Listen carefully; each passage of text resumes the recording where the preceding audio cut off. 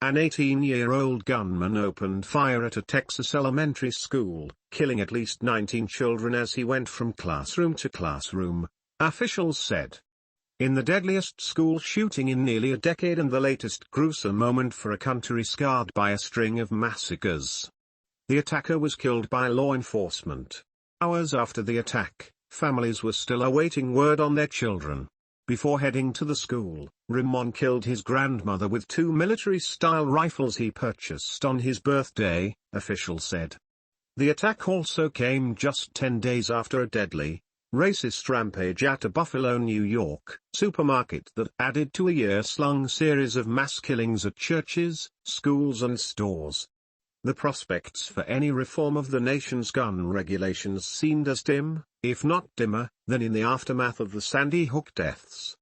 President Joe Biden appeared ready for a fight, calling for new gun restrictions in an address to the nation hours after the attack.